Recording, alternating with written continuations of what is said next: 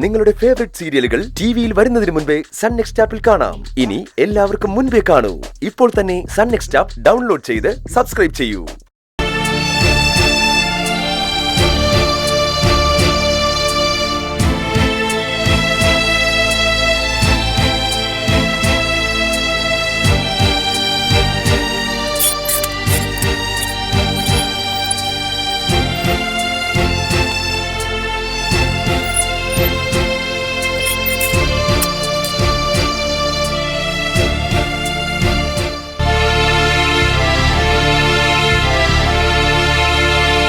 രാത്രിയിൽ ആരാ ഇങ്ങോട്ട് വരാൻ?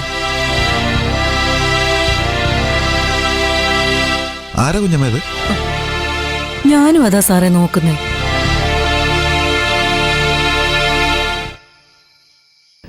സുശീലാന്റി ആണല്ലോ അത്.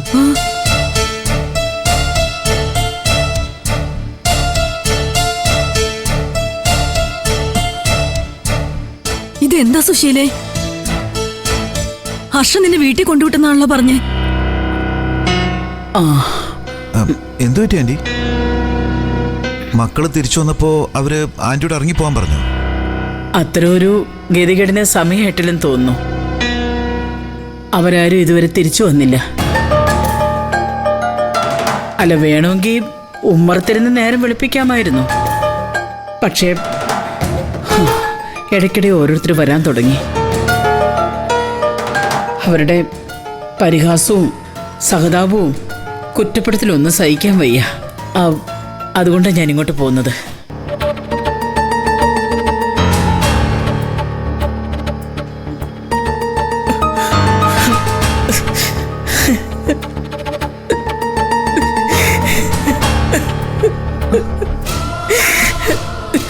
എന്താ ആന്റി? ഈശ്വരനെ ഓർത്ത് തങ്ങാനുള്ള അനുവാദം നീ രവിയും തരണം. എന്താ ആന്റി ഇങ്ങനൊക്കെ പറയുന്നേ? അവിടെ എന്തെങ്കിലും ബുദ്ധിമുട്ടുണ്ടായാ നേരെ ഇങ്ങോട്ട് വന്നാ മതിയെന്ന് ഞാൻ എപ്പോഴേ ആന്റിയോട് പറഞ്ഞതല്ലേ. എന്നാലും ഞാനിപ്പോ പഴയ സുശീല അല്ലല്ലോ, ഒരു ജയിൽ പുള്ളിയല്ലേ. രവി, നിനക്ക് എന്തെങ്കിലും ബുദ്ധിമുട്ട്? ആന്റി ഇവിടെ നിൽക്കുന്നതിൽ എനിക്കൊരു ബുദ്ധിമുട്ടില്ല ആന്റി. എന്നോട് എല്ലാ കാര്യങ്ങളും പറഞ്ഞിട്ടുണ്ട്. ആന്റി ഇപ്പോ അകത്തേക്ക് കയറി. വാ സുശീലേ, അകത്തേക്ക് പോ. ഈശ്വര, എങ്ങനെ ജീവിച്ചിരുന്നവളാ ഇവള്? മക്കളുടെ മുന്നിൽ തലയെടുപ്പോടെ നിന്ന് നിനക്ക് ഇങ്ങനെ ഒരു ഗതി വന്നല്ലോ സുശീലേ. ഓ മതി കുഞ്ഞമ്മേ, ആന്റി അല്ലെങ്കിൽ തന്നെ വിഷമിച്ചിരിക്കേ. അതിനിടയ്ക്ക് ഇങ്ങനെയൊക്കെ പറഞ്ഞാലോ?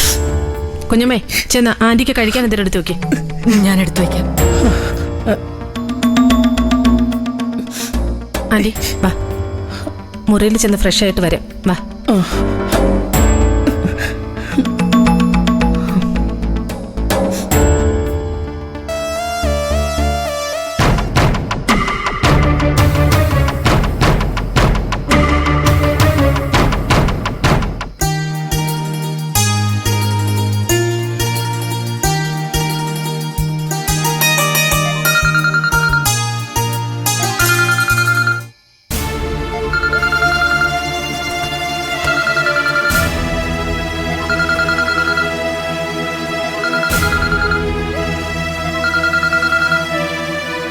രഘുവേട്ടനാണല്ലോ.